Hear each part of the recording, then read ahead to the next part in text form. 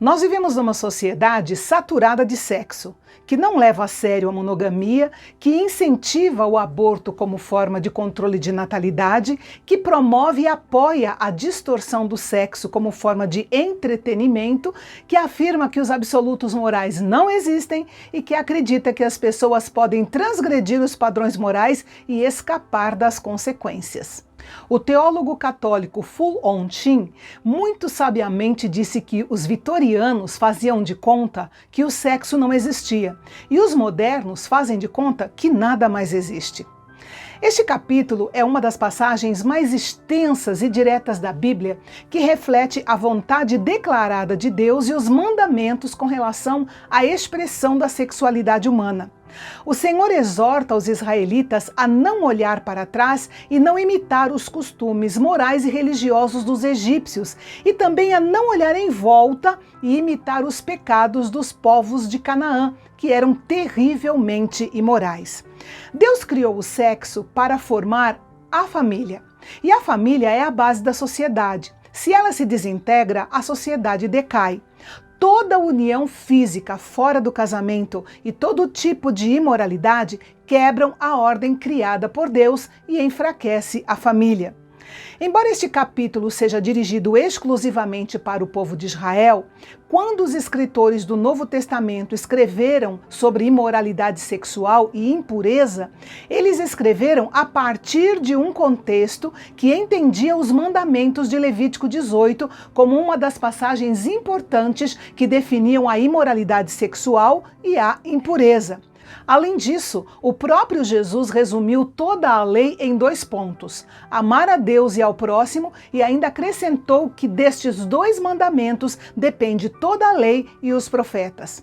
A obediência aos mandamentos de Levítico 18, que ainda são válidos para os nossos dias, é uma expressão do amor a Deus e também uma expressão de amor ao próximo, e que nos proporciona uma vida abençoada e feliz. A frase descobrir a nudez, usada pelo menos 17 vezes neste capítulo, é uma maneira discreta de se referir à atividade sexual. Mas essa expressão é ampla o suficiente para incluir a ideia de qualquer atividade inadequada, como abuso sexual, carícias inadequadas, e nos nossos dias nós poderíamos ampliar esse conceito para o envolvimento com a pornografia, como sendo um ato de descobrir a nudez de uma outra pessoa.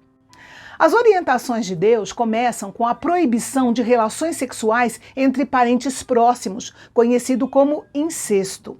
A família deve cultivar o amor e o respeito de uns para com os outros.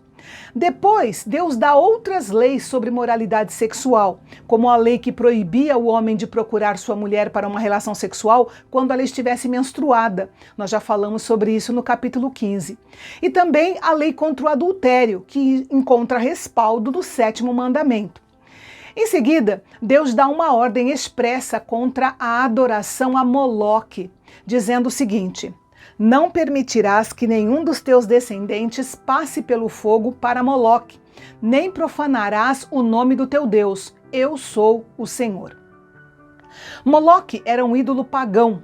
A adoração a Moloque incluía o sacrifício de crianças. Acredita-se que os ídolos de Moloque eram estátuas de metal gigantes de um homem com a cabeça de um touro e um buraco no abdômen. Era aceso um fogo em torno da estátua e os bebês eram colocados no buraco da estátua como uma oferenda. Essa estátua que você está vendo na imagem está na entrada do Coliseu em Roma. Essa ordem sobre Moloque está aqui no contexto de pecados sexuais porque frequentemente a adoração a Moloque era um método usado para eliminar crianças nascidas fora do casamento, resultado de atos sexuais ilícitos. Não é à toa que hoje em dia muitos consideram Moloque como deus do aborto. A próxima ordem de Deus foi contra o sexo homossexual. Deus disse que é uma abominação. A intenção de Deus para a expressão sexual está dentro de uma aliança de casamento entre um homem e uma mulher. E os atos sexuais entre pessoas do mesmo sexo não cumprem essa intenção, vão contra o desígnio de Deus e o benefício final da humanidade, tanto coletiva quanto individualmente. A próxima ordem de Deus foi contra a zoofilia, ou seja, relações sexuais com animais. Essa era uma prática comum no Egito e que Deus considerava uma perversão, um termo que significa misturar e indica que esta prática sexual envolve uma mistura imprópria de diferentes espécies, ultrapassando os limites que Deus estabeleceu na criação.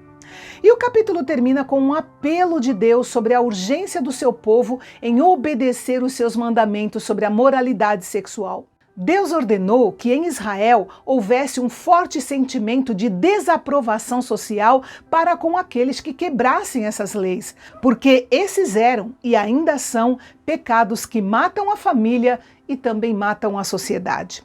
E Deus termina dizendo: obedeçam os meus mandamentos e não pratiquem os costumes repugnantes praticados antes de vocês, nem se contaminem com eles. Eu sou o Senhor, o Deus de vocês. E amanhã eu volto para falar com vocês sobre vários conselhos práticos que Deus deu ao seu povo para tornar a convivência do dia a dia deles melhor, sempre visando a santidade ao Senhor. Não perca, até lá!